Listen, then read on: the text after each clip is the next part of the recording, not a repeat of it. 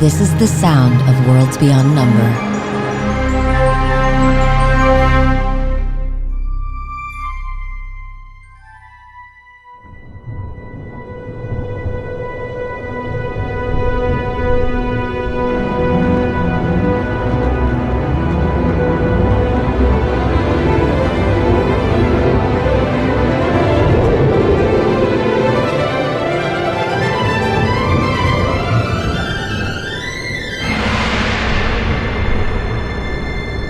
Miles tall, faceted crystal glass, flawless and completely clear. A spire in the center of a white desert, pointing towards the stars. Endless fine white sand blowing in the breeze, under perfect, clear stars. No cloud nor vapor hangs in the air. So at night, the tower of the Citadel, the Irian, is illuminated in a quality of light silvery but as clear as broad day. Small yellow lanterns flicker heatlessly in trellises of rose and vine in brick buildings, and a vast marble balcony with a mica-flecked balustrade overlooks the edge of Malacanth Court, one of the 24 courts of the Citadel. Each of the courts, timed to the hour, floats up and down, one helix spiraling down, the other spiraling up, and pausing for the briefest of moments when one court lands in hoverward at the ground, and the other ascends to the apex at the very pinnacle of the Irian. The dance of the floating platforms of the Citadel marches inexorably to the steady beat of progress, innovation, exploration, discovery, learning, the secrets of a world of endless magic unveiling themselves with the steady ticking of time.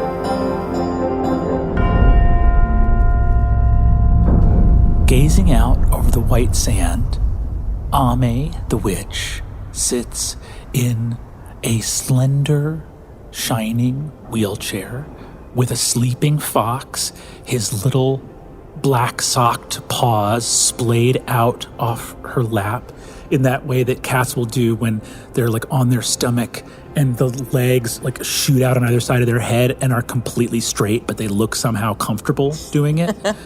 In his glamour, the tall, red braided hair and broad shoulders of Ursulon with Wavebreaker at his side, dressed in, go ahead and describe like your martial cadet's uniform. Like, what does a wizard sword wielder cadet wear at the Citadel? I mean, I feel like it looks like a kind of downgraded version of Suvi's attire. Like it lacks it's all the same colors and tones, but lacks all of the kind of finishes. Like, it's pretty rough hewn tunic with, I feel like kind of like little shoulder plates on top.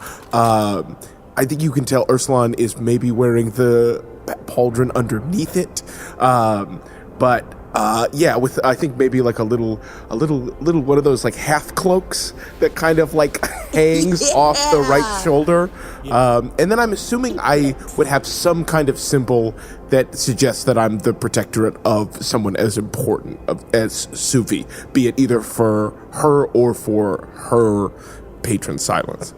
So one of your sort of half cape has a clasp of a brooch on it that simply just has the Tower of the Citadel on it. A simple symbol of a crystalline structure with a curving line behind it. The curved line representing the sand of the desert, and the ordered angular symbol of the Citadel, this geometric shape imposed over it. Mm-hmm. It is the most simple symbol and form of saying this person is here at the invitation of the Wizards of the Citadel as a guest. Like, the wizards themselves don't wear this pin because they have more refined delineations of their tasks and stations. So this most recognizable symbol of the Citadel is actually what guests wear. And you've seen, I would say that somewhere under 10%, but over 5% of the people you run into at the Citadel do wear this. The Citadel is an important enough institution that there are some significant number of non-wizards here going about their business. Wizards have, occasionally wizards will fall in love with someone who is not a wizard, as shocking as that may be to some. They will have representatives of the Imperium or other people here on official business. So you do see these emblems around from time to time. And yeah, your tunic, it sort of is like a 1/4 robe. It ends, it doesn't end at your waist, but it does end above your knees still. So you look a little bit more athletic than someone walking in full robe. I could run and it's not going to get caught in my knees. Yes, exactly. And Ame, I will also say, you have been out for a month in a magical sort of coma. So you're being transported right now because you don't have your full strength returned to you yet. But as the doctor has told you back in the infirmary, probably with a little bit of time and recuperation, you should be back to your old self. Mm-hmm. And I sadly look down and notice that my muscles are gone. The rings, when they were taken back, have left me not as swole as I once was. Right now I'm just wearing a kind of a plain white shift to get from the infirmary back to wherever we're going. And I have my things all in a little pack attached to the wheelchair. Yeah. Suvi is absolutely leading you less panickedly back to her home, dressed in sort of just nice green satin, a little button down with a matching flowy pants. Yeah, I look cool all the time. Stop it. She's here and trying to impress you. And I think there is that sense of all of the panic of getting to you and seeing Ame and confirming with her own eyes that Ame is okay is now giving way to the sort of mental super long list of things that Suvi wanted to go over with you once you were awake, and she's getting lost in that immediately. The dopamine of you are fine is okay. Now it's okay, I have no idea. She'll probably want to leave right away because she didn't want to come here in the first place. And I don't know what mood she's in. She seemed really frenetic. So I got to give her her gift before she leaves, and then we have to talk about these things, but she has things to talk about. So Suvi has gone sort of radio silent and is just pushing the wheelchair and leading you back to her place on autopilot. Suvi, with your staff of the Citadel gleaming, a full apprentice archmage, as you wheel Ame off in the direction of your suite, moving silently through this place, you hear the soft little snores of the fox.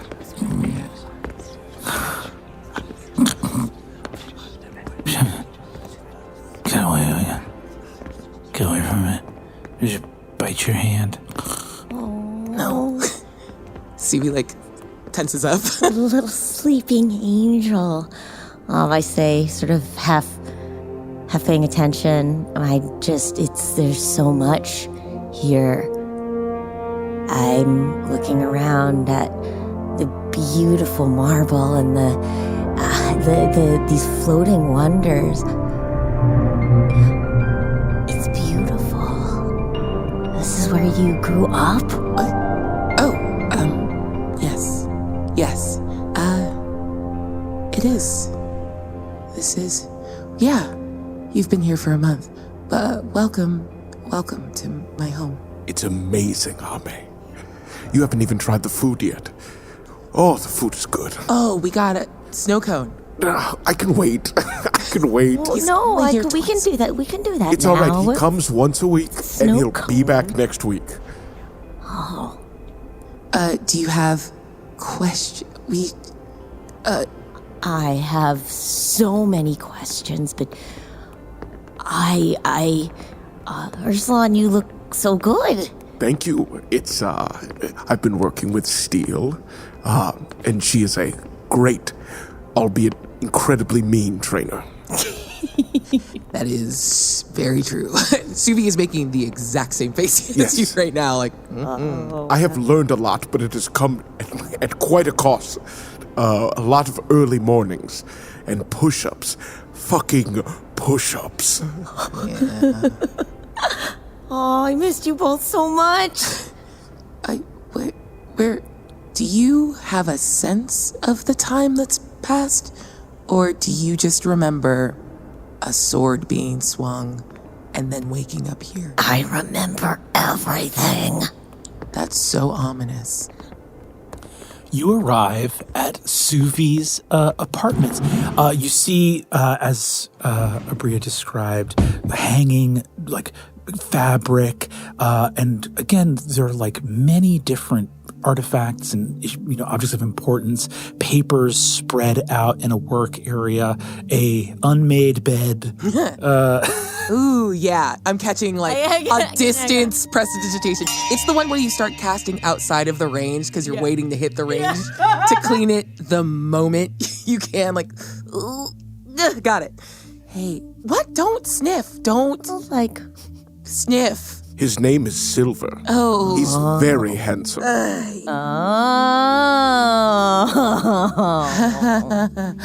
Yeah. Is he your boyfriend? Yes, you've never. Is it? Wow. Is there? Do you have other labels? There's no labels are. We could all die. So. Oh, of course. Tomorrow is never promised. Okay. So you gotta so just good. roll with how things are. It's so good that you're back. Let's go one more step. And I think there's some papers around in the suite, but the majority, and like Suvi's running around and kind of grabbing them, and then leads you to a door that just, I think it looks very plain, like just hewn wood in the side of a wall, but somehow just looks unopenable. And she draws a small rune across the frame of it and unlocks it. And I think this is sort of the vestigial wizard tower where you hide all of your secrets and your true study as she opens the door to her study. And it's just a big sort of dark oil, like analog oil lamp lit study with a big dark desk and just built-ins all around covered in books and vials and objects. And in the center of the floor on top of a like dark red rug, a big circular sigil made of like salt spread in the center. Like, please don't kick that. Please don't kick it. You have to be careful in here. Yes. It's filled with delicate things that I've broken many of. But Yeah, it's fine. It's fine. We can fix things. Just try. This is... Wow, Ami's... You can touch whatever you want. You're fine. You're good. she will fix it. She won't be happy that she has to do it, but she will. Oh my gosh, there's so many limbs on this thing. Yeah. So they don't. That's a spider that doesn't come with that many. But if you can find a spider with an 11th sort of leg, it will lead you to their webbing is actually like a very good component when you're trying to stitch in just magical. It's a reinforcing. What's this formula? Okay, we'll just form. Oh, well, okay. So you know how when you look up at the sky and you kind of want to know. I was looking at the transportation circles. Okay, that's powder. Okay, that's Blue. Yeah, don't. That's a really nice blue. Give me a dexterity saving throw. God. 18! As you blow the sand, it circles back up and almost goes into your eyes for a minute, but you swat it out of the way, and the sand moves off and hides in one of the books on Suvi's desk. Fuck! Hold on. Ugh. And I walk away from the wheel. It's all right. I've done it before. Oh. I'm glad it didn't get in your eyes. Oh, I'm just shaking a book wildly, trying to dump this blue sand out. pawing around a little bit. You guys watch the sand sort of fall out, go about halfway to the floor before it bungees and goes back up into the book. Stay down. All right, okay. Are we safe here? Yeah, flick of the wrist, the door slams shut, and I think you can hear that like sound is dampened to just this room.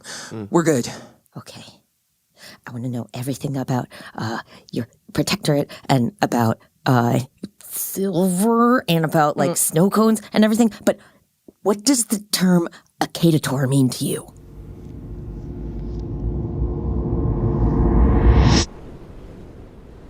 We move back to the night that Ame was first moved to the infirmary. And Suvi arrived at the Tower of the Sword, the tallest structure in Malakanth that overlooks the rest of the court and the vast deserts beyond the Irian. On a tall balcony, a small limestone bird bath sits in the wall, surrounded by flowers, burbling softly as a gargoyle's mouth conceals a small copper pipe, water gushing out from it. And for one of the rare instances, you see Steel unarmored. She is in a soft, comfortable-looking white robe, hemmed in gold, and with a sort of a deep collar that comes down to show a small white pearlescent stone clasped in gold hanging around her neck from a thin gold chain. Her hair is partially let down, like tied up a little bit on one side behind the ear. There's like a small braid there. White streaks on her face, the sort of partially whitened iris, the white through the hair. She sits at a table, acknowledging your arrival. You hear the voices of her children and husband inside. Her children are largely older now. Her eldest daughter, Cadila, who is 18 years old, just a few years younger than you, who has like sort of soft brown skin, very covered in freckles over the bridge of her nose and her cheeks, with a kind of deep brown with little highlights of like dyed blonde and red and other things like that up through this very curly hair tied up in a bun. You see that she's got a sword at her side. She smiles with these sort of hazel, intense eyes with like a little ring of gold around them. Comes out to you as you arrive and goes, Suvi, you're back. Hi. Hey, how was it? And I give a weird little look over at Steel and lean in. It was intense, but good. Awesome. I heard you got like a protector out there and you came back with a witch? Oh my God, yeah. So they were friends from, yes. He's the strongest man in Silbury and she's in a coma, but that's okay. She'll be better. It's fine. Oh my God. It's wild out there. I can't believe you got to go on an adventure. Mom said that you were supposed to be back after like a week. Yeah, it was, okay, so literally the first day, I see this like big monster, and it broke. And I think this is the first time Suvi's like, has not locked in a cover story for any of this yet. You see Steel at the balcony says, Cadila, you need to be studying. Oh.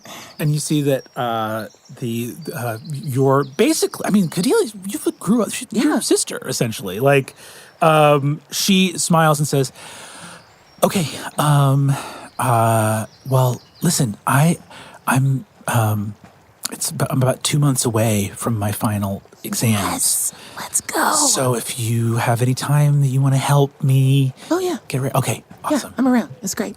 And she gives you a big hug and says, I'm glad you're not dead or captured. And yeah. Oh, God, yeah. Yes. Same. No, thank you. And I'm going to try to trip her as she walks away. Success. Yes. It's not fair! And you see that yells The out. sword is keeping you off balance. Maybe take it off while you're in the house. You see Steele says, Surly! Kadila, that's good advice! You walk out to the balcony and you see there is a plate of fresh baked, like small pastries and fruit tarts. There's some like fresh strawberries and a little bowl of whipped sugared cream. You see that there is a small bowl of like spiced green nuts and 2 cups of very small cups of coffee. It's like just becoming evening, so this is like a little, almost like a pre-dinner. Wizards stay caffeinated all the time. All day. Steele looks at you and says, I got word that Ame's all set up at the infirmary. Dr. Tamri's an incredibly proficient alchemist. Do they know anything? How long? Things... It's, the best people are working on it. All right. Well, I know that town.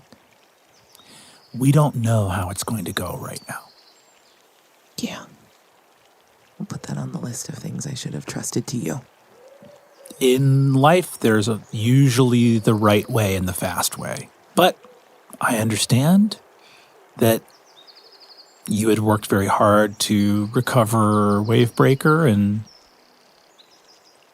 so that summer, I came up, that's the little boy.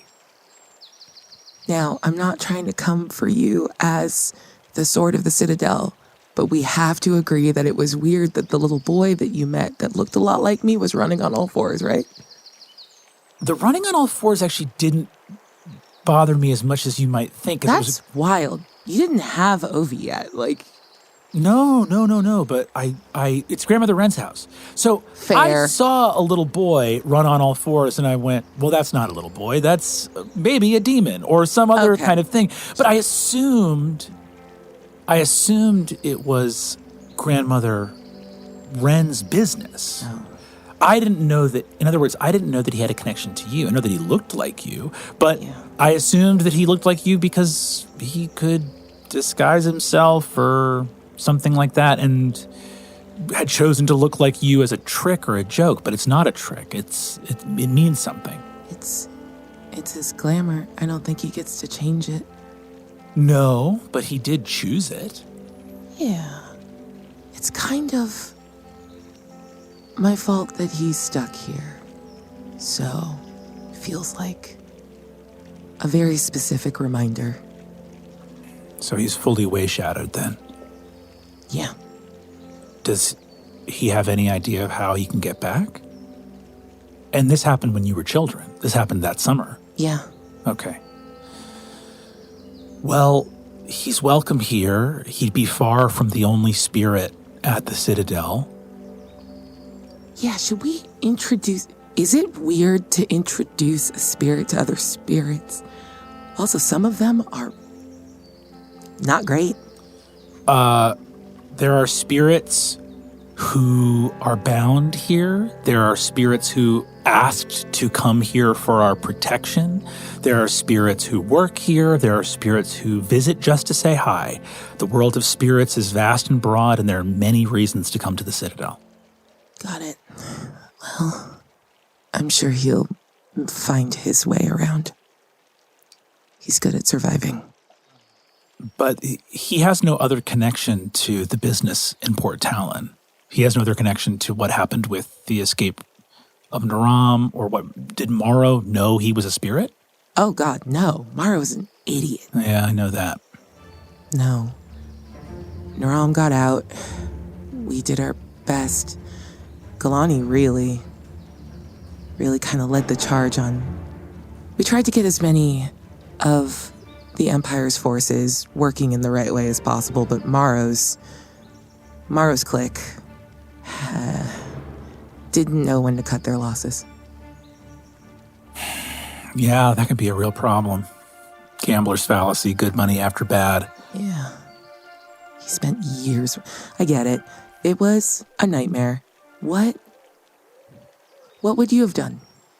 I would have listened to me.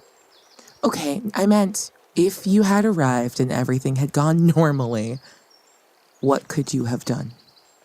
We would have freed Naram in such a way that it wasn't a crisis or an emergency. We would have freed him with the abjurations in place to just get him back out to sea without losing the derrick or the lives of the people who are working on it. Presumably, he wouldn't have flooded the Wishfire Plain if we'd been prepared. And then Morrow would have been tried, and we would have found his collaborators, and we would have found who in the Imperium had signed off on this, as opposed to where we are now, where we don't know, and because it's a catastrophe now, nobody will admit it, and everybody that would have had their ass hanging in the wind now has a chance to cover themselves. That makes sense. Suvi is very subtly kind of working her fingers to kind of remember. This wasn't accusatory. She's trying to figure out, like, what is the right protocol for when you see something wild out in the world. Huge. Steele sees you sort of working this out and just goes, when you encounter enormous horrors, the emotional response to destroy them makes a mess that often doesn't teach you how to stop it from happening again. And in a world where you can unravel something slowly and carefully, you can actually learn what happened. Right now, all we know is that there was a guild mage named Morrow who had an idea. What happened to his research? We already, by the time I arrived, that Chantry of the Scepter's Chorus had been cleared out. Yeah. That guild protected itself.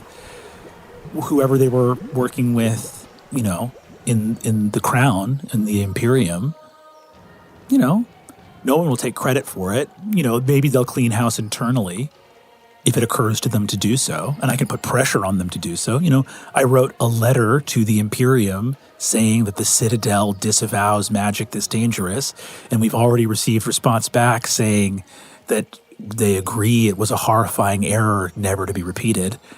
So handling it fast and dirty got us a letter. Okay. All right. Now, I don't mean to be oppressive in castigating, and I'm not. It's fine. What was the jaunt out of Port Talon?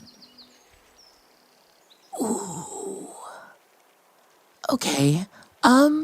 So how you can't, like, our honored friends can do sort of whatever they want, and then we just sort of maneuver around that. Mm-hmm.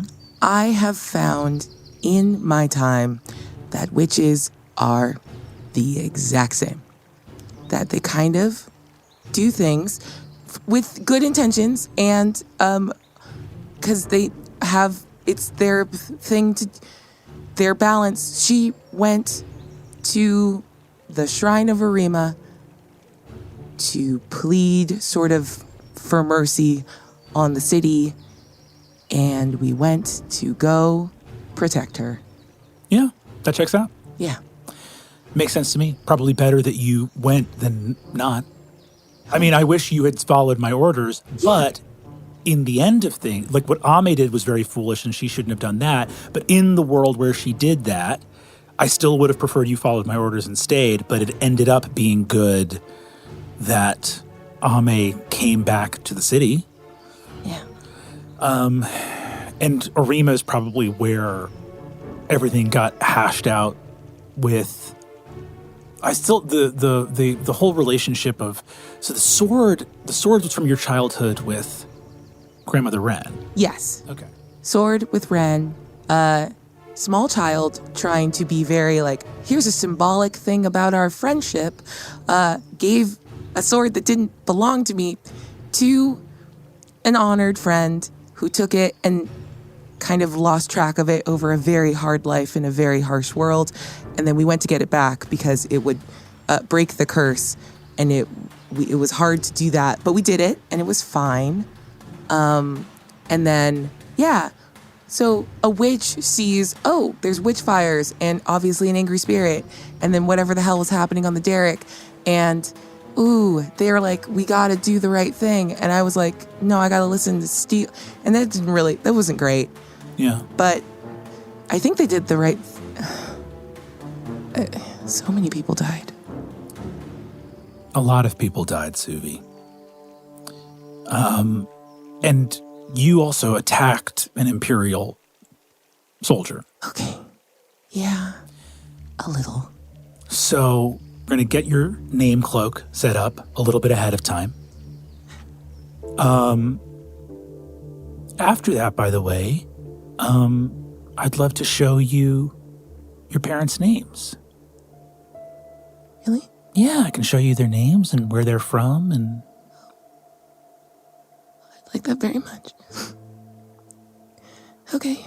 She touches your arm and smiles. Yoren.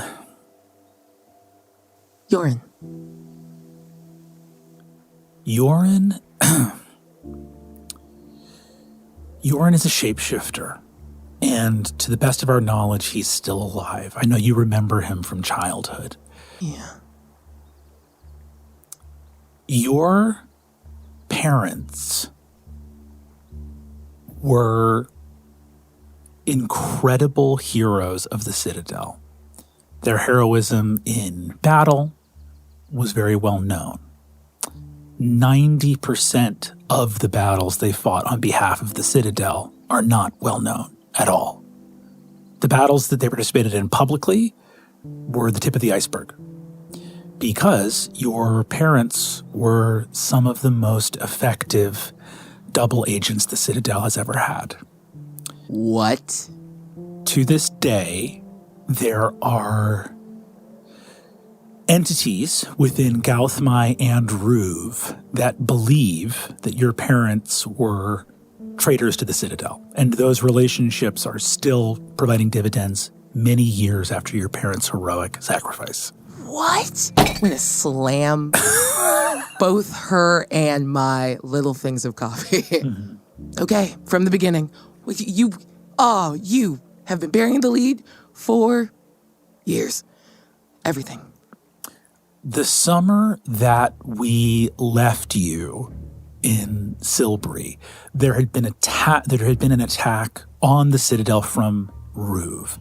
The wards, not only around the Citadel, but the standing stones around Temen Ruve, the crystal lake of Ket, which is near the capital of Gauthmai, the Conteranacht, all of the various castles of the royal family of Golvang, these far-flung places, and importantly, the Citadel itself.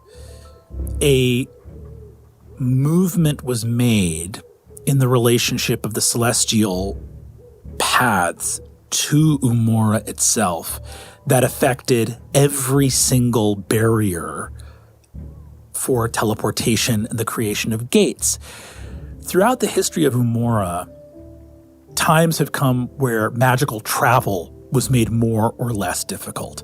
And when you were born, we were in an age of incredible safety in which teleportation was very easy to abjure, it was very easy to stop, and during the first 3 or 4 years of your life, all of that changed. As the celestial path shifted ever so slightly, and that slight shift meant that all of a sudden you could teleport anywhere pretty much unstoppably, very easily. So all of a sudden, this world that we had been living in, and this is, similar to, if you studied your history, you'll know that the first gates of Star and Sun were created by the Sorcerer Kings of the Gauth dynasty, which created the first great travel. Those gates were set up all over the world. So there have been ages of teleportation within Umora's history for a long, long time.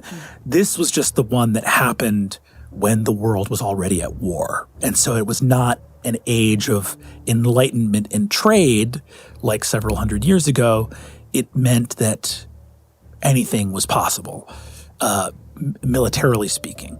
So we moved from this position of deeply entrenched lines and huge battalions to this incredibly violent couple of years where small groups of wizards or sorcerers or warlocks could appear in an instant, inflict devastation, cripple, logistical linchpins.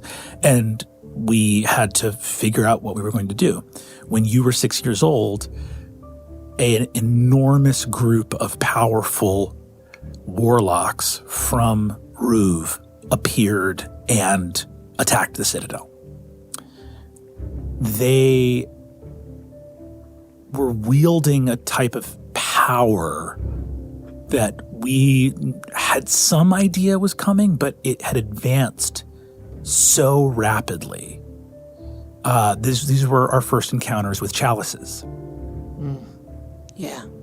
The captain that attacked us on the boat was a chalice.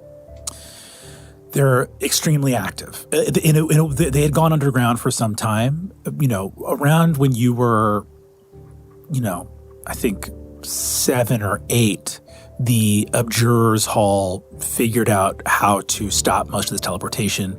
And we're in an age once again where it's, for the time being, the wards are holding fast. But that couple of years was incredibly dangerous. That attack on the Citadel, where we had to leave very quickly, and Yoren was here. Yoren...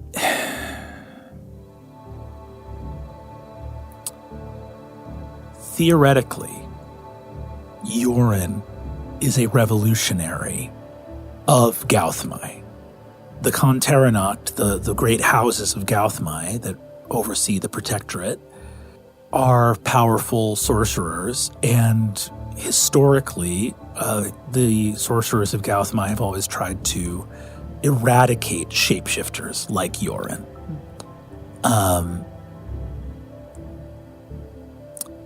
After that summer, I'm no longer certain. I mean, Yoren is a shapeshifter, but that ancestral feud between them, it is my belief that Yoren is responsible for the death of your parents. Oh. They died from an attack in Gauthmai, searching for a dangerous sorceress named Nahani. This was a type of mission they'd gone on many, many times before. The only difference this time was that instead of me tending to the safety and security of that mission, side by side with Yoren, it was left solely to Yoren. So the first time that it was just the three of them was their last mission. I'm going to ask the questions now that I think are why you didn't tell me this story earlier. You think he's still alive? You haven't found him. Do you know where he is? I'm telling you now because I have come to the certainty that I cannot find him. Why?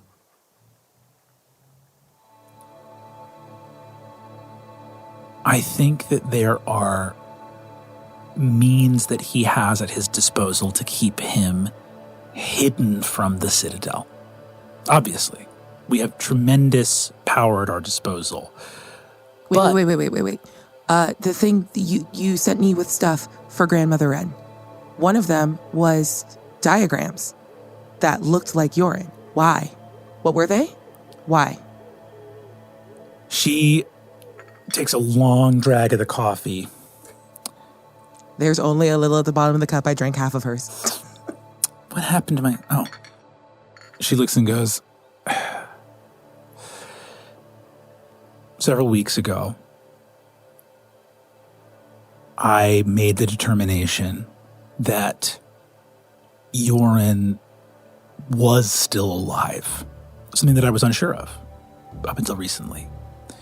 Realizing that he was still alive, it led me to, even when I believed him dead, there was a part of me that thought he might be responsible.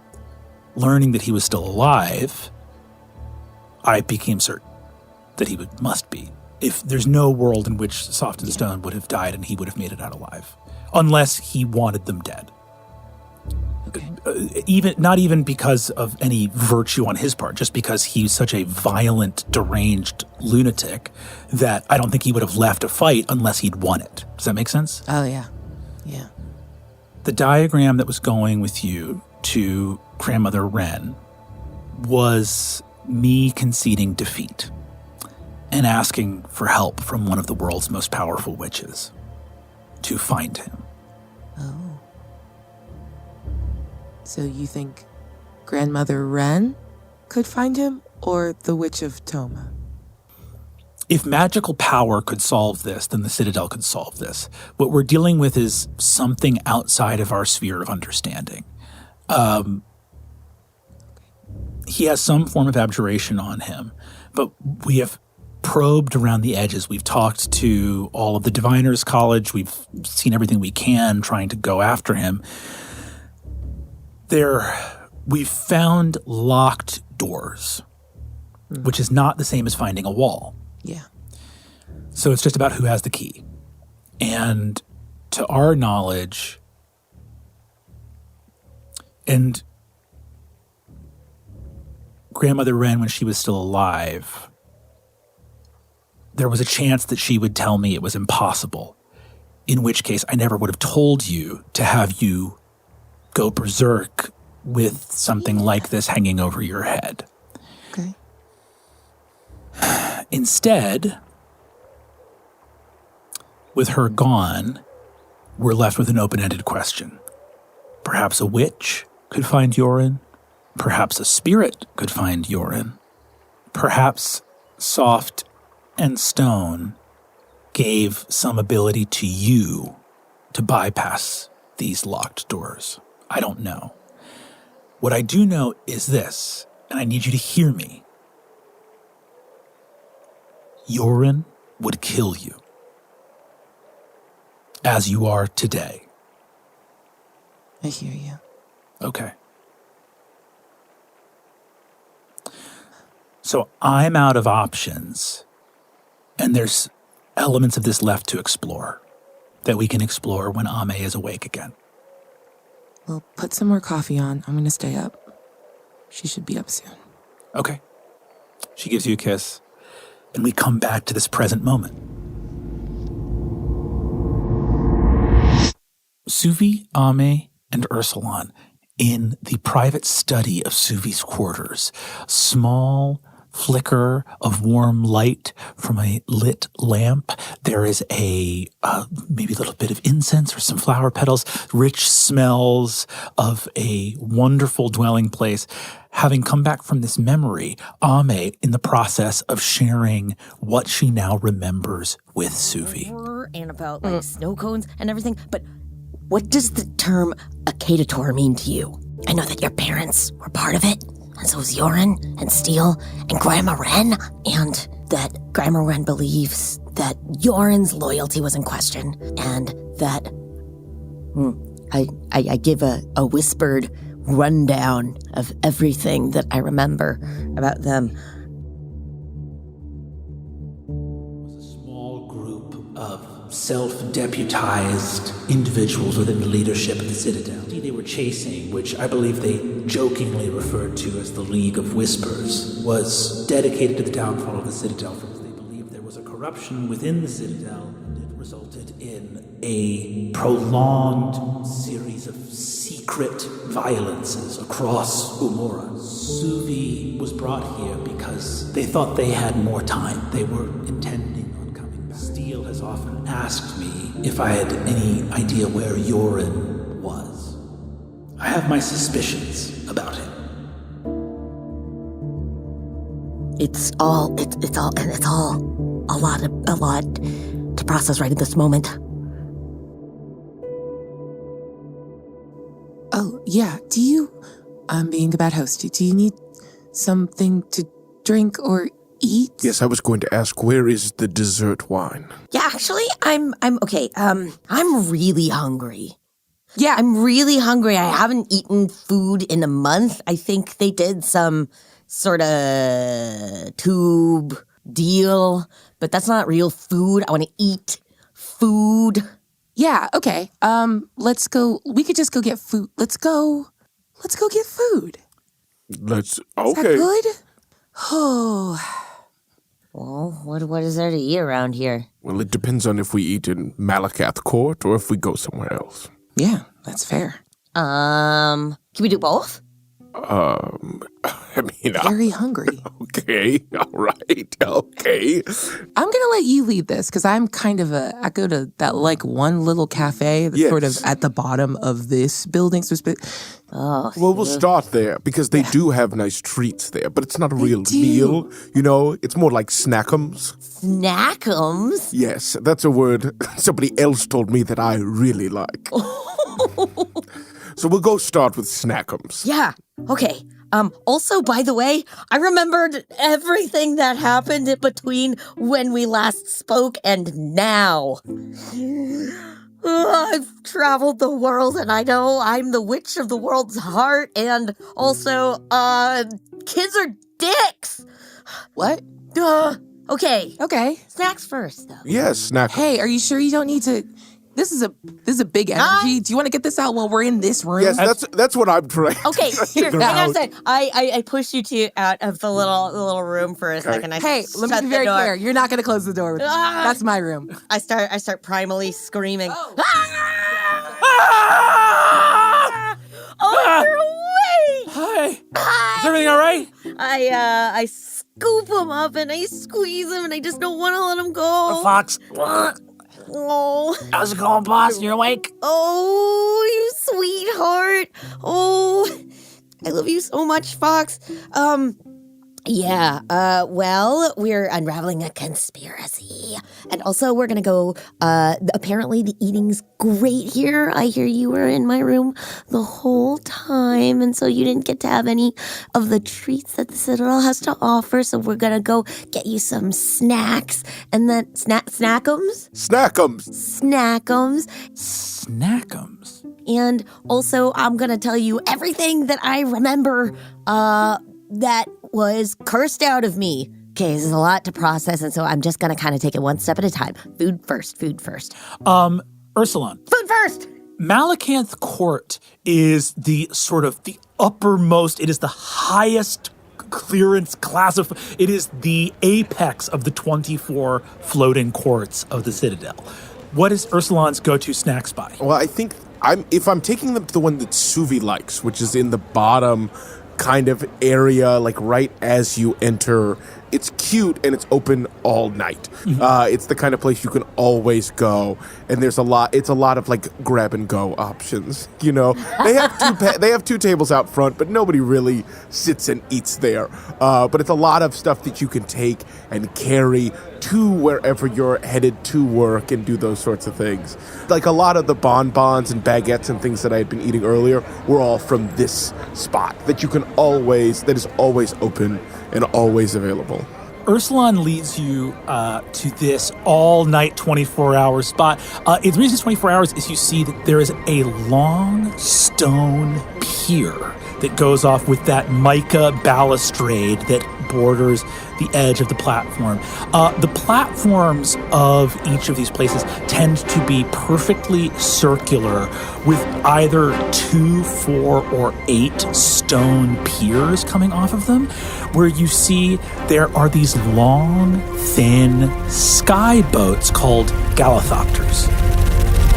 They are about 30 feet long, but only at their widest about 5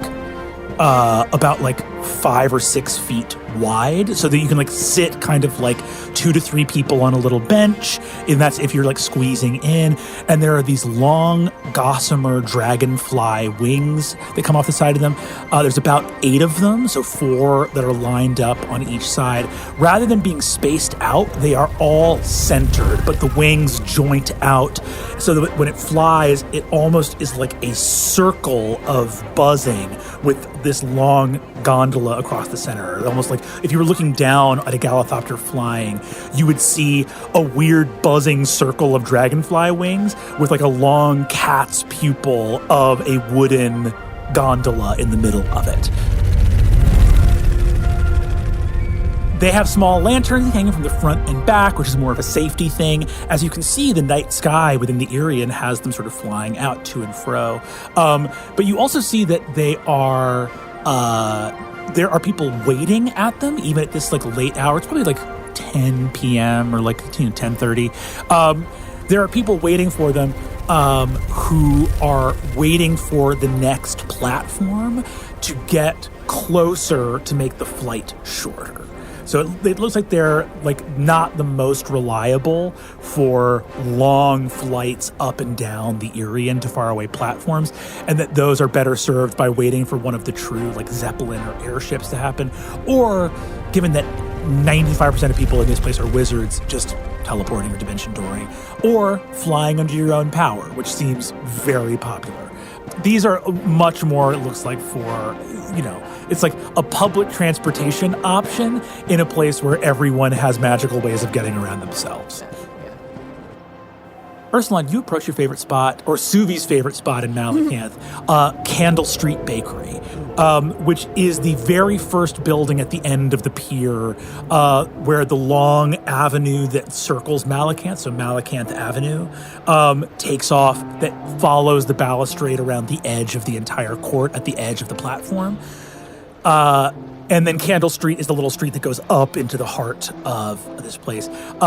The two tiny little tables, like little cafe tables outside, a standing counter with like a gold bar near your shoes on the inside to like rest a drink and have a little baked good or a snack or a bonbon, and then a counter, big glass with like gilded letters up on top saying Candle Street Bakery, and you see that there is a warm wood, like that kind of like highly varnished orange wood counter, big glass showing the different bonbons and baked goods, and you see that there is a sort of smiling-looking baker who is partially translucent behind the counter.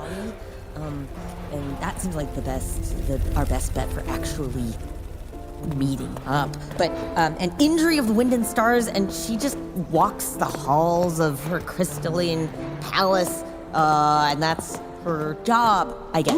I like that. Okay. And remember, everybody, that we only get one little treat each from here so that we have room for the other places. And hello? You see this figure turns to look at you and says, "Oh, hello there. Mr. Bear. It's a pleasure to see you again." Good to see you. This you recognize as Mr. Callum, who is one of the bakers here. You see that he is partially translucent. The only part of him that is opaque, and he is sort of a powdery robin's egg blue translucent. The only parts of them that are opaque are his eyes, his smile, a kind of decorated sparkling orange mustache, and a little Van Dyke goatee. I have a type. Yes. His clothing is opaque, so he's got a white shirt, a white baker's apron. He's got a little sort of like paper hat that has sort of like a little folded hat, and he has a sort of humble brass watch on his wrist that looks like a real watch. But you see that the palms of his hands are opaque as well. But his skin, his forearms, his fingernails, his face and head are partially translucent. When you look through a part of him that you can see, like when you look at his head, for example, you can see it's translucent in a way that you can see the back of his head as well, if that makes sense. So he's not like a vapor, because you're like, ooh, there's almost like a translucent glass at the front of your head, but I can also see the curve at the back. Yeah. Like looking at a light bulb, like looking at a frosted light bulb. Yeah. See? Dope. Mr. Bear and the Archmage Apprentice. Hi. Time for a little cheeky late night treat. Yes, you know what I like. There's this, okay, Ame. So my favorite, if I have to pick one, so there's this cute little, it's like a baguette, and then there's like melon and cured meat and bone marrow. And that's my pick. That's what I get every time. Every time? Every time. This is so fancy. I'm consistent. I love it. Well, it depends on your mood, but I like the croissant with chocolate and marshmallow. But then there's also the zucchini sandwich. It's light, so I need about 3 or 4, but they're excellent. Okay, well, why don't we each get one of those and then we'll share a little bit of each? That we can do. Okay. Okay. See, the fox looks up and goes, "What's wrong with your head?" Oh, no. Fox! What's that? Why's your head so good? Is that better? Yeah, that's actually better. Why is your head so good? You see, sir? you see that Mr. Callum turns. I'm Ame. Ame. Oh! Yeah. Up and about, the Witch of Toba. Oh. Well, welcome to the Citadel, Miss Ame. You must understand that the Archmage Apprentice's friend, there's a lot of studying going around here, so something as dramatic as a witch in a deep slumber has caused some bit of a stir. Happy to see you up and about. Yes, I'm very glad to be up and about, and I am starving. Yes. Mr. Callum looks down at the fox and says, "And it need not trouble you that I am a little bit more translucent than some might say is normal. Of my type, I am Tamori." And Sufi, you would know this very well. Mr. Callum is a living spell. He is a construct of pure magic. You would actually know him as a very common type of Tamori here at the Citadel. He is a mage hand cantrip made material. That's so cool. Yes. And you see those opaque palms on his hand. And he is working here as a baker. At the Candlestick Bakery. Have I met sentient spells before? You have never met a sentient spell okay, before. well then that's wild. Yeah, I'm in your ear, absolutely just leaning down and be like, a Tamori is like if you have a spell and you make it like a whole person. So do you have free will? Oh my God. You see, the fox looks at you, Ame, and says, "That's got to be worse than my question." Hey, let me be clear. It super is. It is. You see that Mr. Callum looks at you and goes, "Do I have free will?" Begs the question, do you? I don't know either, but my questioning it, I feel like probably, is a bit of an answer, right? Well, I'm interested in the same. Here's the issue, and I understand that you might feel sort of strange about this. I was born this age and of this temperament, and I love baking. I love to bake. And I also love baking.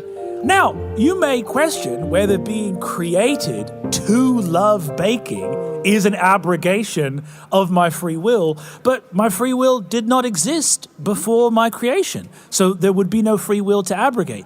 So, yeah, it's complicated. You can feel about it however you wish. It's true. I was born a witch because, I had the powers, but then I love being a witch, but then that, is that my destiny, or is that just, how I was born, or is it the thing that I love and that I just pursue? We have those questions too. Yes, I understand that there are some, we have a lot of, they don't come up to Malacanth a lot, but my other friends who come by sometimes and have those interactions. There's always about, like, the 12 or 13-year-olds come around and they always have a big thing. They're like, "Yo, it's your free will, da da da da da." And it's sort of like, well, do our gifts define us? You have a gift for magic. Yeah. Is it really, was your choice to embrace the thing you were good at really a choice? That sort of thing. So in other words, a good way to think about it, Ms. Ame, is that I struggle with the same things you do. And that makes us very similar. It does. I think that, I'm going to lean over to Suvi. Wow, it is, I forgot what it's like to hang out with Ame. Yeah, right. I don't think I've ever come in here and been here for more than 2 minutes. Thank you. I got the food and walked out. It's a clean interaction. Exactly. And then this. We're back. Chocolate marshmallow croissant, Mr. Bay. Yeah! You see that Mr. Callum walks over, prepares a croissant with marshmallow and chocolate, looks over and says, "And Miss Suvi, what can I do for you?" I'm not going to get the same thing I normally get. No, we should get it. I want to try the thing that you always get. Yeah, can I get the melon prosciutto baguette, that little sandwich? Absolutely. Oh, and can I get an extra little dish of the marrow for Fox here? You see the fox says, "Marrow." Yeah. And you see Mr. Callum goes off and takes out this huge, massive, like sheep's bone and cracks it open, scoops the marrow out and puts a bunch of it on a plate. He says, "Here you go, my fine furry friend," and puts it on the ground and prepares a melon and prosciutto sandwich for you. Says, "And for you, Ms. Ame." I'd like one of the light sandwiches. The zucchini fritter sandwich. The zucchini fritter sandwich, please. A fried zucchini sandwich coming right up. And you see he goes over. And yeah, you see like all of the tasks that Mr. Callum is doing here. They're all less than 5 pounds. It's just this, all of the things that everything he's lifting is sort of in these places where he can lift and interact with it. As he moves around. And you do see, I think, Ame, give me an insight check if you would be so kind. That's a 19. I think there's something interesting happening with Ame here as you look at Mr. Callum. Mr. Callum is happy, clearly intelligent, clearly sapient, but you also do get the feeling from his sentience that he is more similar to a spirit than to a human. Mm-hmm. There's a part of him where you're like, oh, you're talking to me about struggling, but I can kind of tell that you're not struggling. I can kind of tell that there's something that's like there's sort of primary instincts that you go with. And I think that it is okay for some parts of this to make Ame almost a little bit uncomfortable. You recognize that he is a spell. That there's something not human here. Well, I just think about all the times that I've cast spells and where did they go? And did they create anything? Like anytime I mended, was that somebody mending something? And then are they there? And then, are they happy doing the mending? And are they happy at doing the mending because I made them happy or because they just genuinely enjoy mending, which I do? Yeah. Here's the thing. Bunch of us tend to meet our first Tamori when we're like 10 to 12. Those guys throw like half of the first years into Crisis and they bomb out because they can't really reckon with what it means to, Has Mr. Callum been here like my whole life? Give me a history check. 23. On a 23 history check, Mr. Callum, you've not only known your whole life, this is not the only Mr. Callum in the Citadel. Yeah. Do I tell? Yeah. There's a couple Mr. Callums. I don't know if that makes it better or worse for you. Couple. Yeah. Mr. Callum, are you friends with all the other Mr. Callums? Oh. Can you tell what's happening? How can you be a friend of anyone if you're not already a friend of yourself? And I'm friend with all 8 dozen of me. They all have different mustache colors. Oh, wow. Suvi mouthed that answer along with him. Like, we all ask it, and we all get that answer. It's kind of on a loop. So you see, Mr. Callum, I think that there is this world for Ame that's like a little bit of a task of expanding your own empathy to allow for a type of being and intelligence that is worthy of respect and empathy and consideration, but is a spell, a working of magic. Sure. A little sort of like arcane construct. It sort of reminds you in some ways of Flicker, who was also deeply humanized by Ghost. Mm-hmm. But Flicker, of course, was not human. Flicker doesn't require sleep or a soft bed. Flicker doesn't need to eat food. But, so it's basically about like, what are the right types of consideration to extend to a thing that doesn't participate in the world like me? Uh-huh. I guess I'll just have to ask. Mm-hmm. Every time? I guess. Well, I mean, all the Mr. Callums might have, they have different mustache colors. Maybe they have different preferences or joys, you know? Maybe some of them are better at making the prosciutto sandwich and some of them are better at making the croissants. They're all the same spell. But then explain the different mustaches. And one fried zucchini sandwich. Oh, thank you. Okay, we'll each have like a little bite of each other's. Yeah. All right. Thank you. Okay. Rip off a piece. Yeah. Yeah, The here you go. exchange a little We get like a bit. little nut. No, I could use magic. So Ursulon is considering, Ursulon's favorite place to eat at the Citadel is the night market in Haverford. Or Haverward, yeah. Haverford? How long will it take us to get down there? Is it like at 10 p.m.? It You're probably. almost down there now. Okay, You're an hour and a half away. Best timing. Suvi, we should get one of the what are they called? The Gallithopters. yes, we should get one of those to take us down. I know you don't love to go there, but I feel like Ame should see it. Yeah, it's busy. It's very busy, but I mean it's Ame's food. You'd love it. You would would love probably it. love it. I really do like night markets. Yeah. Okay. Everyone should see everything once. Once, yes. But yeah, let's get a copter. Yeah. Okay. I'll go get it. Stay here and enjoy your sandwiches. And I just run off with like half of my weird sandwich. And I'm gonna go figure out. I know how to hail a Gallithopter. Yeah, of course. Sweet. You run up to one of the Gallithopters and you see that there is a lantern set into the front. And as you approach, you see that small illusory images of the various platforms of the Citadel appear, rotating slowly in space, and you need but interact with the lantern and gesture to where you wish to go. Yeah. It's definitely the like walk up and then turn back over the shoulder, like interacting with the same interface for years. Like you kind of remember where everything is. So I like gesticulate arcanely at Haverward while looking over my shoulder and sort of seeing my friends in the light of the Citadel. Like I have dreamt about this for a decade. It's very, very cool and I can't believe it's happening. And then I look up and I actually hit the wrong platform, so I'm going to correct that. And we will go to Haverward like we were always going to.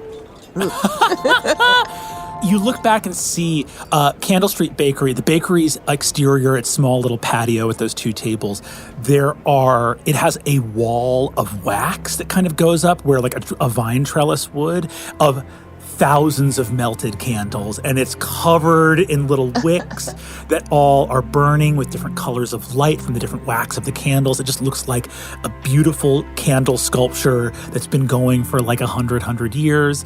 And you see through the window Ursulon and Ame happy, smiling, even a little contented fox licking his lips as Mr. Callum like leans with his translucent forearms and sort of laughs and talks with them in the beautiful starlight.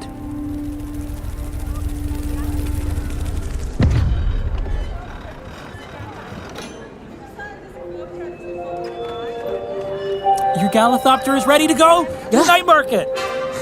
Come on. Pushing Ame's wheelchair way too fast.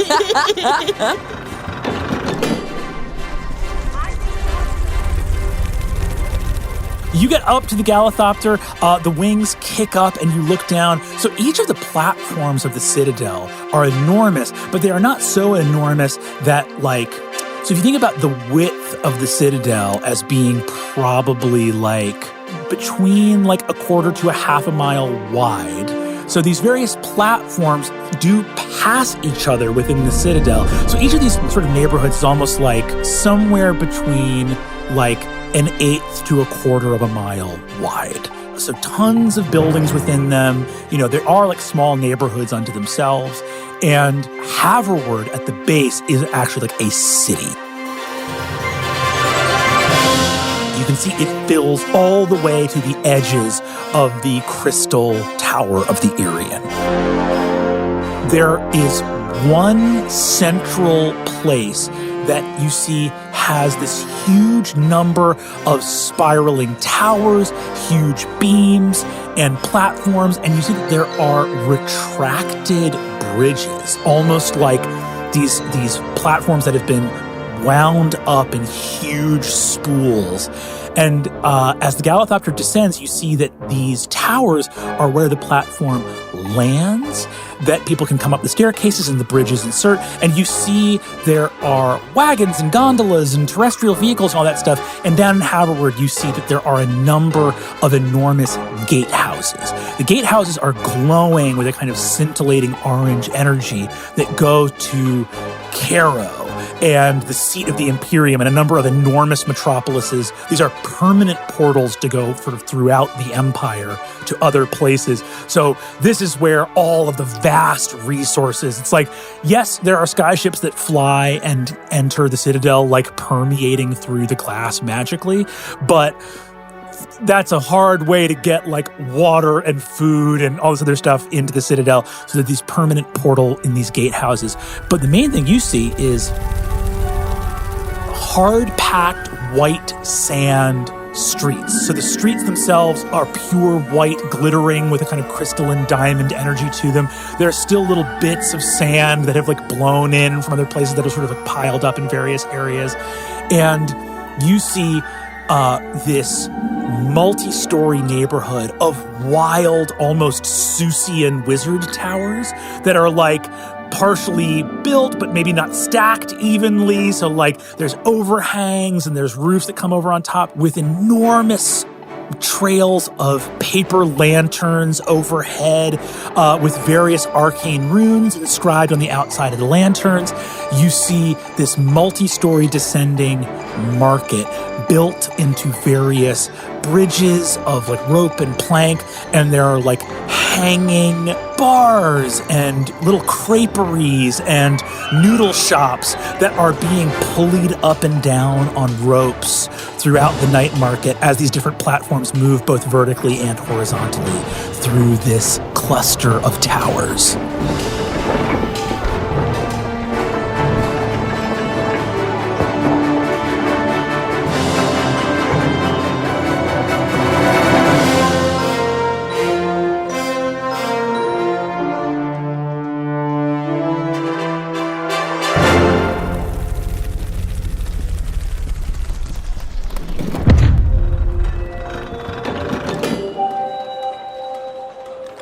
I've never seen so much magic together before. I mean, it's just all so cleverly done. I just, wow. It smells incredible. Oh, it only gets better once you're inside. There's a specific stand that I would like to take us to that's a seafood stand that I feel like I go to probably after every training session with Steel. Hell yes. Nice. Wait, 1 second. We just have to find it because things are constantly moving around. That's the one thing I don't like about this place. Yeah, it's kind of more for show and less for convenience, right? No, yeah. I mean, it is cool because once you find it, there is a satisfaction. Like, Yeah. and it's worth the journey at the end. Everything's a quest. Yes. Creaking ropes, swinging bridges, and you see suddenly as it's being pulled up to another level in anticipation of of Malakant making its landing to get all of its resources and various things and let people come and go. You see a big shop with a bright wooden sign and a kind of splashy, it looks like a huge paintbrush was used to paint the words on the outside that says Chura Chowder. And you see there's an enormous sea bass on ice behind them. There's some lobsters. There's multiple massive cauldrons brewing with different seafood soups and stuff like that within them. You see there is a small row of ice on the central counter. There's 5 or 6 bar stools as it comes up, but you do see that they are stopping and just having little crowds of 5 to 10 people wait to just pay them some imperial marks real quick and just get a bag of something fried off the back of the counter very quickly. You see there is an older man here and also what looks like his sort of middle-aged adult daughter. You would know this as Anton Chura and Mariah Chura. Anton has a sort of olive skin, white, peppery, long beard, sort of balding head, but sort of wild white hair coming over his ears. His daughter, sort of black brows, black hair tied up in a bun with sort of a bandana over it. They're both working. Anton looks up and says, "Second time today, huh, Bear? Why you come back?" I can't get enough, Anton. You have to meet my friends. I'm going to pick up Ame's wheelchair. This is Ame. Hi! I wave. He says, "Oh, you eat as much as your friend? You drive me out of business. I get retire early.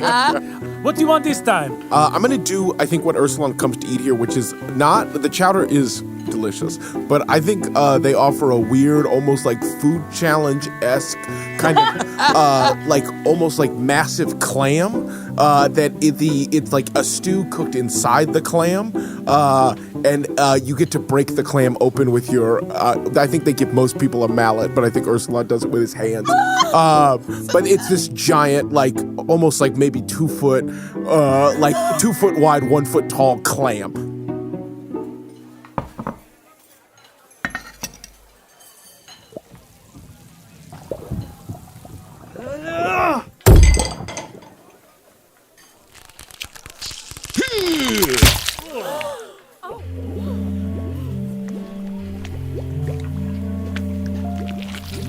Open it up, the smell of rich, savory broth, salty, fatty. It's swimming with spices and little scallions and green shoots and vegetables, and this cut up, the actual meat of this massive ocean mollusk is in there. But there's shrimp in there, there's other little oysters and clams. It's basically this huge gumbo, but you can see the liquid that looks like rich, ramen-y. I'm salivating so much. I know. Why would you do this? But you see, in that first thing that goes down, underneath that layer of stew, you see rice that has been marinating. So there's a rich risotto-esque, or it's this it's down there that's just soaking up. As you do the food challenge, the thing waiting for you is just the rice that has soaked up all of the goodness that they've been cooking in this massive stew. Fox and I look at each other. The fox goes, I need it. I need a whole one to myself. Mariah says that these are normally shared between families of 4 to 6. Yeah, but I'm like Ursulon. I eat as much as Ursulon, and I'm as big as Ursulon. Okay, yeah, but right now we're gonna save room so that we can go to all the other places and try all the things. Those other places might be gone. You don't know that the other places will be there. This is the only real place right in front of us. Honestly, the fox is not wrong, because I have seen a place, wanted to go there, eaten somewhere else, and then lost it in the shuffle. Oh, no. Yeah, Stevie's looking at the horizon, looking for the big purple sign that is a bar in motion across. Okay, all right, well, you eat as much as you can, but keep in mind that we're going to still have delicious things to eat later. Okay, if you know... Consequences.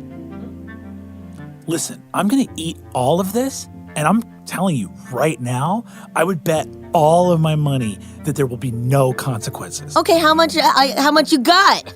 I don't have any. I'm going to pass the fox 3 imperial marks. Oh. 3 imperial marks says there's no consequences. Okay. I'm about to get twice as many as 3 imperial marks. Yeah. Yeah. I know how betting works. How does he know how betting works? We've gambled before. You see, Suvi, as you get distracted, you see a purple flash as a massive, it looks like a fucking, Viking longship, but instead of a dragon figurehead, there is, a painted wooden horse. And you see there's tents, you hear people screaming, a little rain of, gin cocktail falls on you all, as this massive purple sign that says, Le Carrousel, moves around the corner. And it leaves a purple streak hanging in the air, fading behind it, as it just swings down the street from ropes attached to something you kind of can't see. I gotta go! I found it! And then Suvi just takes off. two more enormous of these like massive ocean stews land in front of you. Boom. Anton asked for some exchange of Imperial marks here, but or we can probably put it on Suvi's tab. I think I come here often and just 100%. put a lot on Silence's tab. On site, yeah, the Archmage Silence's tab. It lands. Fox goes to work, stops for a second, coughs, and a baseball-sized pearl falls out of his mouth. That's good luck. You get your next one is free, Fox. Good luck. Getting a rock is good luck. There was a rock in my food. It's a pretty rock that humans like. Okay. Congratulations to humans on loving rocks. What did a rock ever do to you? So much. Rocks have been a constant problem for all of my life. Sometimes they shoot up out of the ground and you can't get past them. Sometimes they're in your way when a rabbit's running. I say no rocks. No rocks. I'll put that on the list. You see, you have this, Suvi, you take off running, and Ame, you find yourself, here with Ursulon. The stew is rich and filling. You can feel yourself having a first real meal in a month's time. This is like extravagant. Like now, Ursulon, who's like physically exerting himself every day, eating one of these every day feels like it makes sense. But for you, even like a few spoonfuls into this, you were like, it's like the feeling of I want to eat this whole thing, and I know I do not want this tomorrow. It's too much. You don't have to finish it, Ame. Oh, okay. It's more about the spectacle. I just wanted you to feel. I mean, it's been amazing here. It is very spectacular. You seem so well. This place suits you. I understand now what Suvi was talking about.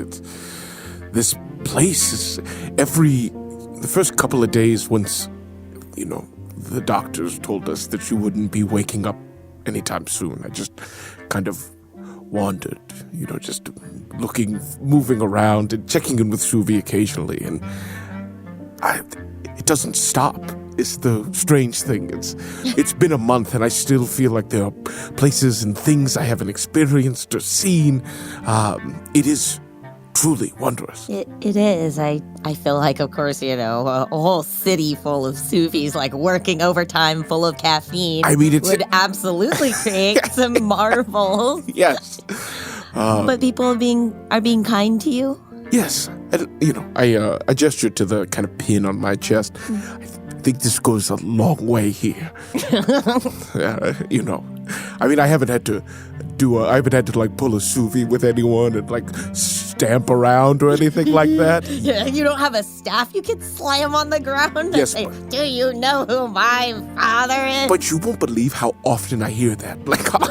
I'll just be walking around and then you'll just hear a kerfuffle and give it 5 to 10 seconds before somebody goes, do you know? And then, fill in whatever proper nouns you'd like there. But... And still, I'm glad that grace extends to you. Yes. Thank you for visiting me while I heard that you were there every day and that you were the only reason that the fox could catch a nap. Yeah, well, it's weird because there are a bunch of other trainees, I guess, but because I'm training with steel, I don't have to do all the normal stuff, so I have a lot more time in my day than some of the other people who are kind of coming up. Is it because she knows? She knows?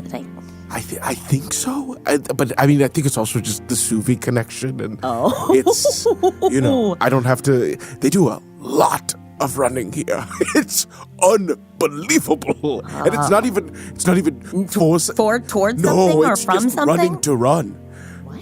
I don't know. They all talk about some kind of high they get once they pass mile 3. And I just don't fucking get it, man. It's They love it. mile 3 just Right? for fun? Exactly. Nothing is chasing them. I honestly asked Steele, because Steele was like, you should start to work on your endurance and things like that. And I was like, well, can you give me any sort of stimuli? And she was like, well, you should just want it. And I was like, what? Exactly. I don't understand. Okay, well, so you're like running towards this food. Well, exactly. I would love that. I was like, I tried to get that going. I was like, can we put something at the end, like essentially the race that I do for myself? Snack 'em. Yes, but I don't know. Steele then started talking about discipline, and I just started dreaming about this fucking beautiful meal. It's so good. Also, I think Suvi was there at my bedside a lot, huh? Yeah, we both. Suvi's been more busy with the name cloak and all of those sorts of things, but we came often. Yeah, but she, like, I could smell, the incense. Mm-hmm. She has, I could smell it. There was like a spot on the bed that was just absolutely drenched in it. She always said that she did it because she could get away to read, but I think she also just we wanted to be there. Nice hug you again. I'm coming back over. Suvi's already a little drunk and has just like a giant purple bottle with like shot glasses stacked on top.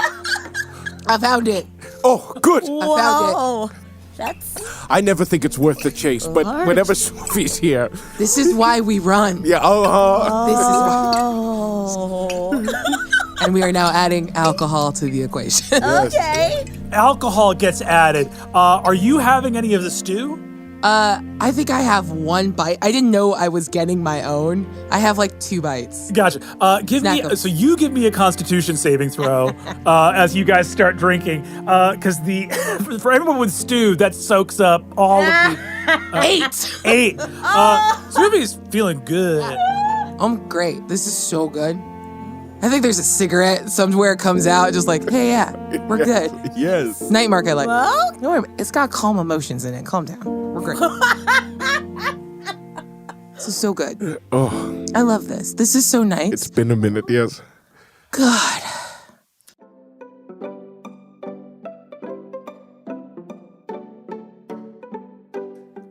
Hi, I'm Erika Ishii, known tabletop role-playing game enjoyer. All my life, I wanted to play in a Dungeons & Dragons game as a witch. A little Studio Ghibli-esque cutie. A powerful enchantress in a tower. Or just an eccentric old lady that fucks with the villagers' milk. I tried so many homebrews. A Hexblade Warlock build. But that was just a violent sugar baby. Druids were too powerful. I even tried a wizard. But as we all know, wizards are nerds. That's when a friend told me to try the playtestable witch class from Worlds Beyond Number, designed by Maisie Veselak, Brandis Stoddard, Brennan Lee Mulligan, and Hannah Rose. It gave me the perfect mechanics for witchy crafting and consequences. Just try out the Coven of the Heart for a cozy cottagecore experience. Or perhaps you're all about the verdant growth of gardens and forests like the Coven of the Green. Or dare to dip your toes into the Coven of the Wicked, complete with redemption mechanics. Don't like what the designers have crafted? Tell them about it, but politely, lest you invoke a retributive curse. Access 14 pages of beautifully illustrated new spells, features, and subclasses by subscribing to the Worlds Beyond Number Patreon right now. Make your witch fantasies a reality today. You see, so as far as that night goes, Suvi gets a big meal. You hear the noise of music playing in the distance. You see a sort of like hovering party barge sort of moving through the air that has a club and some dancing going on. You see there are people that are sort of, there's one that feels like very raucous. You see that there's another tall tower, though, where you can see that there are some people drinking, and there is an actual live band of musicians playing, and there are people sort of slow dancing and waltzing. You hear sort of rowdier noises as you go down into the darker recesses amongst the towers. You think you hear a sort of carnival barker for something that would be more like games of chance, and maybe even you hear some rowdiness of people shouting at some kind of sport, or like they're gambling or betting on something. All of this unfolds here in Haverwood, which is Haverwood has the most human, like people can live in Haverwood at the lowest level of clearance from the Citadel. So there's lots of humans that are non-wizards here that are like just working and doing jobs and that go to and fro from the cities that the gates are connected to. For all of you that are here, however, Ame, how are you feeling having just woken up from a coma? You've had a sandwich and a bunch of stew. You see that the fox looks up at you and goes, How you feeling, bud?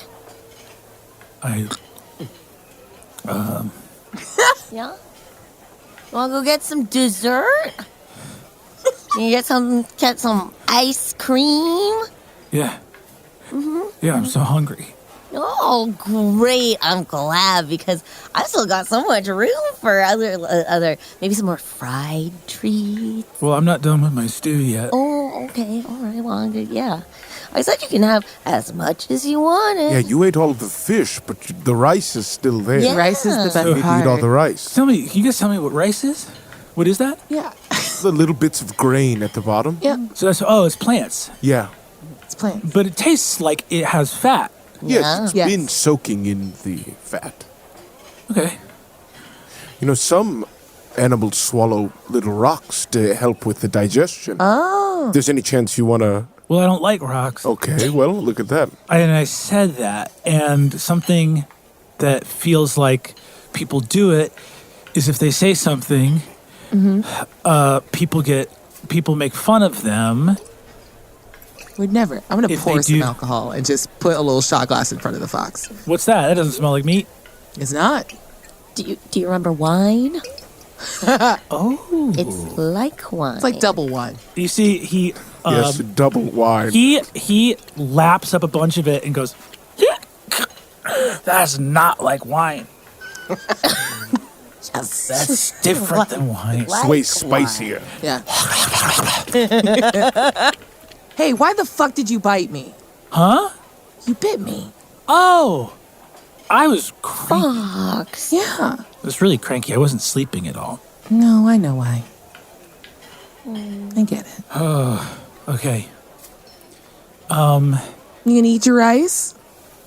Or are you going to pay up? He looks down at the marks and he looks at the rice. His stomach is a ball. It's just a full ball. And you see, he goes, wait a minute. I'm going to lose because this gold I can't eat. And you see, he nudges the pieces across the thing and goes, I don't even care about this. And he falls over on his side and says, if you'll excuse me, I'm going to be breathing hard. You did so good, little buddy. Thank you. And I know I did. Slide the 3 marks over and into one of my pouches. Hell yeah. Do you think I could teleport the stew out of his stomach?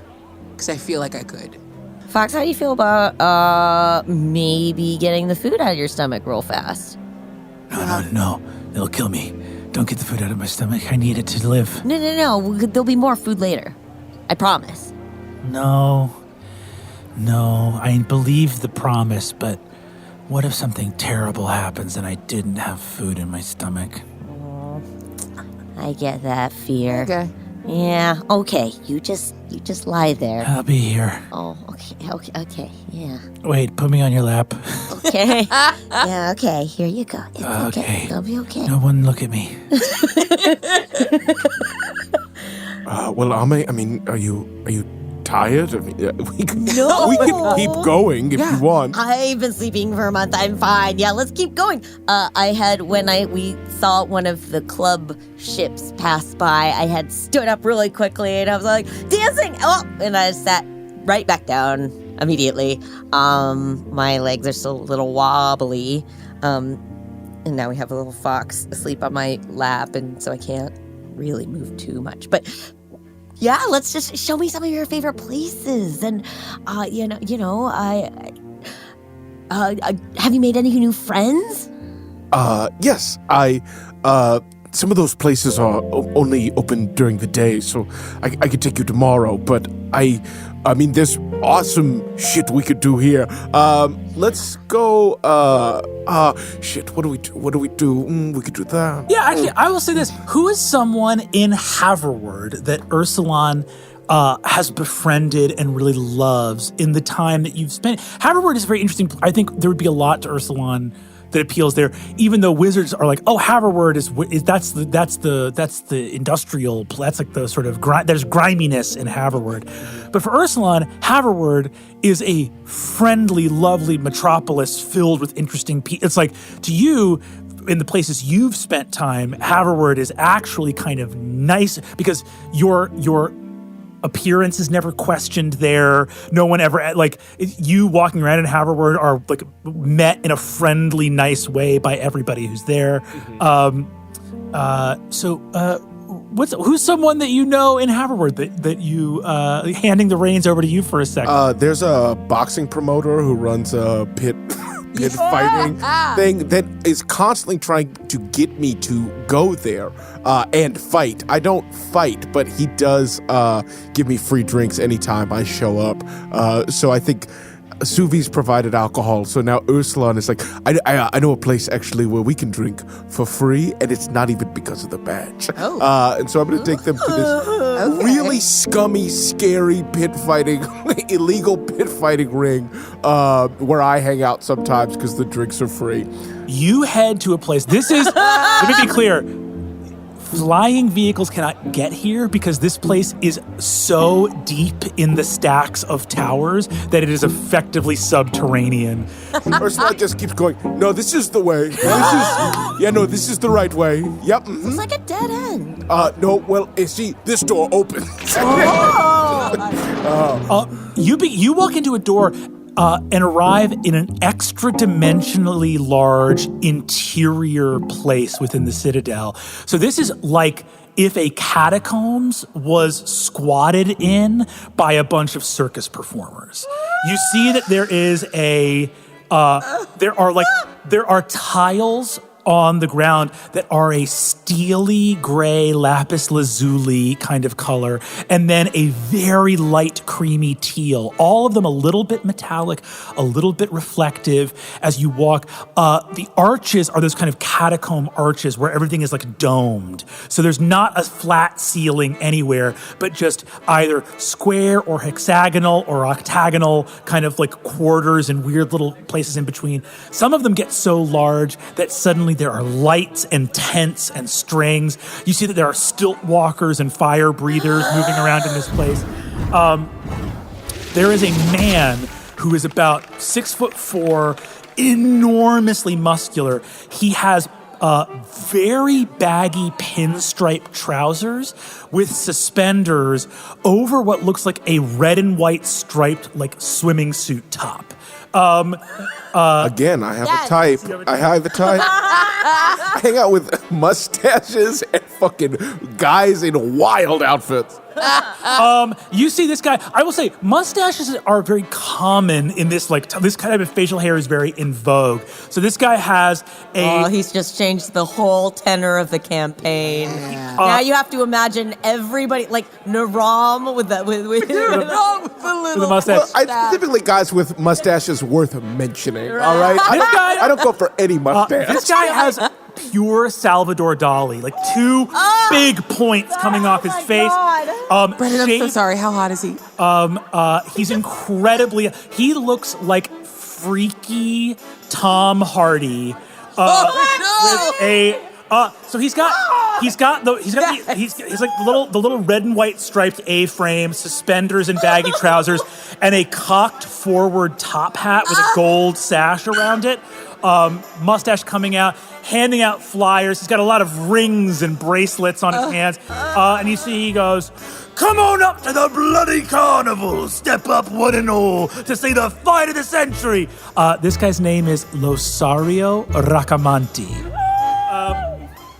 And you see he comes up and says, here's a man who knows his way around a fight. Oh, Lothario.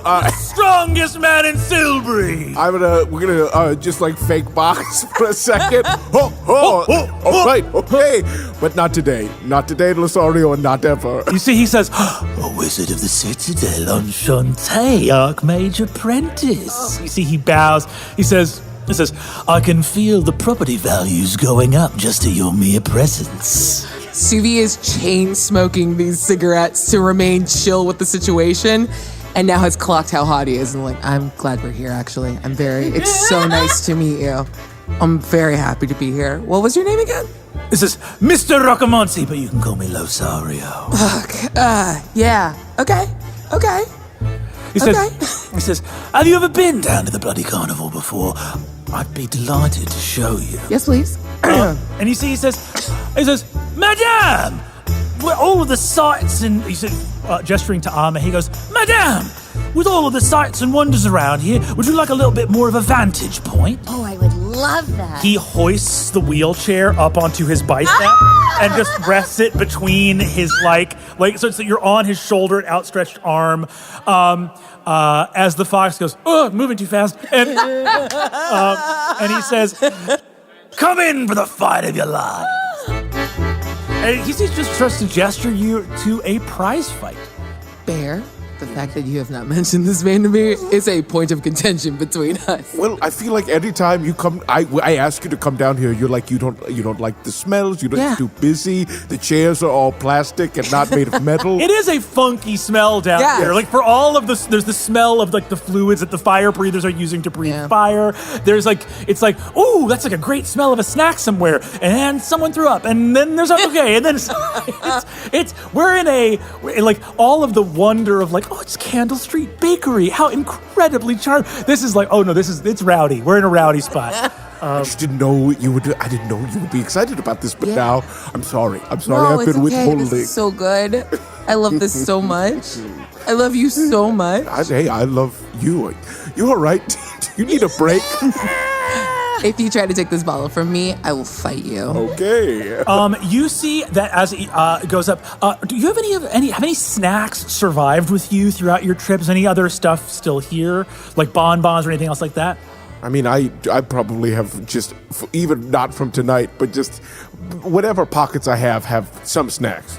You see that as you're going along, there's a flitter and a tiny winged marmoset. It's about it's about as tall as your thumb.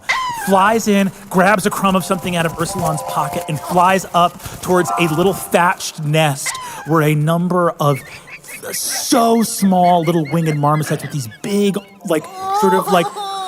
dull, warm brown, orangey eyes begin to pass and break out crumbs from amongst each other. You see there's little scraps of popcorn bags up there with them, and you see Lothario says, "Not cute, pests." They're so cute. Pests. No, I'm sorry. So I should have warned you guys. Yeah, it's not. You can't bring any food down here that you don't buy inside. You see that. You look up.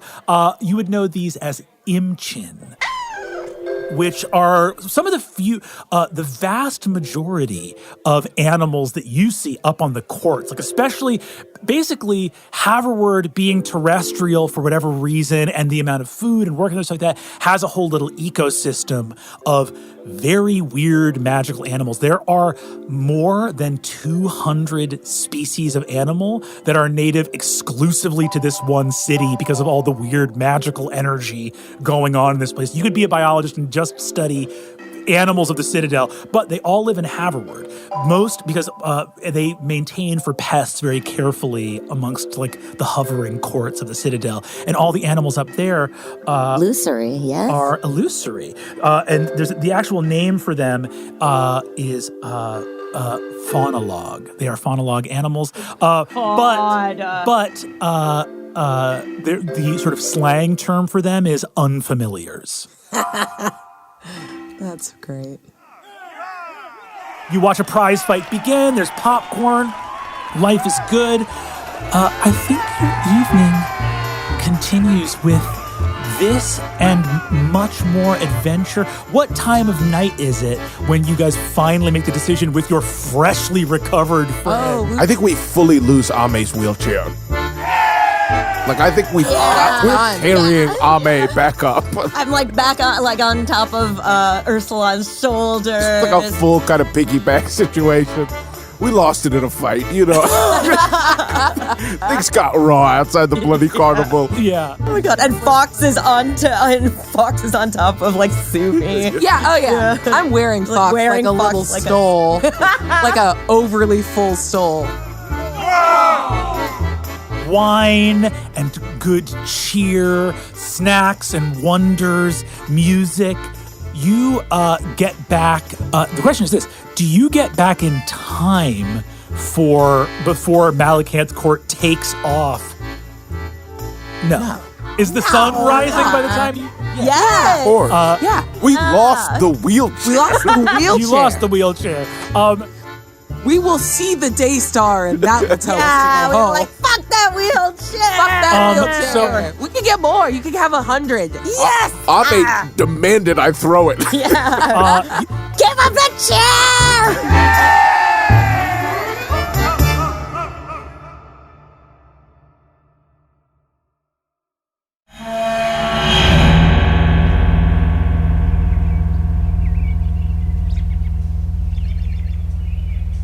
You guys get woken up at about 11:30 in the morning on a straight-up bench in a massive Sky Station airship terminal as a voice projected magically from a central kiosk says, "The 11:30 from Malakant's court departs in 5 minutes from platform 4.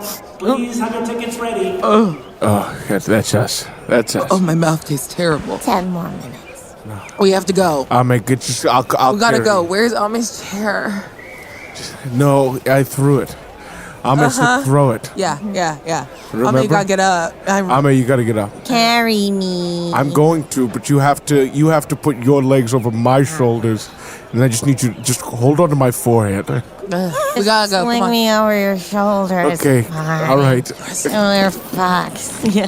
All right. Prestidigitation. I got Ame. Do you have the fox? Yeah, I got the fox. Let's Where's the do fox? it. I was on the fox. Let's do it.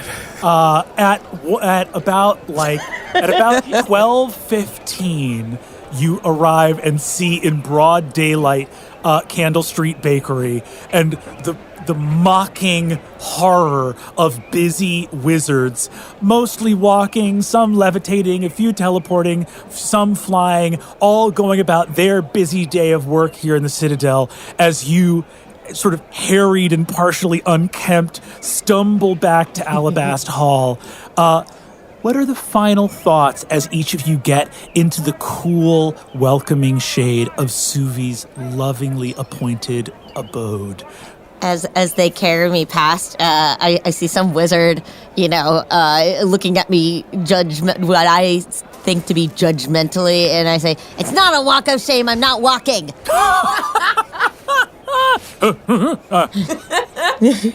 I'm busy myself with the important business of the Empire. And I feel no shame. Well, wanders off. Before you drift off into unconsciousness after, I'd say you probably got like 90 minutes, at sunrise in the terminal, and you get back either hungover or still drunk. What are your final thoughts before drifting off to slumber all together here in Suvi's home? I think Suvi's thought was just that was the best night of my life. Easily. I think Ursulan's thought is that this was awesome. And God, I hope it lasts. As I cuddle up, I think about that this is everything that I ever hoped for and wanted, and I'm going to do whatever it takes to protect these people.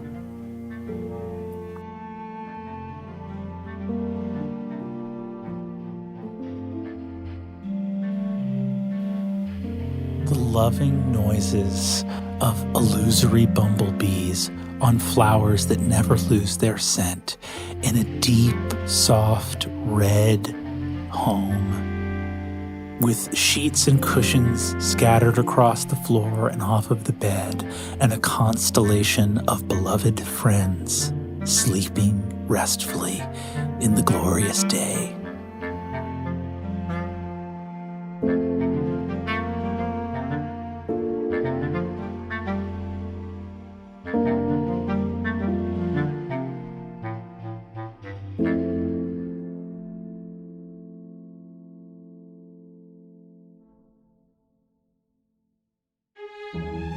That was Lou Wilson as Ursulon, Erika Ishii as Ame, Aabria Iyengar as Suvi, and Brennan Lee Mulligan as everyone and everything else. Worlds Beyond Numbered is edited, designed, and scored by Taylor Moore at Fortunate Horse, with additional sound design from Michael Gelfi Studios. For even more like this, join us on our Patreon. We'll see you there.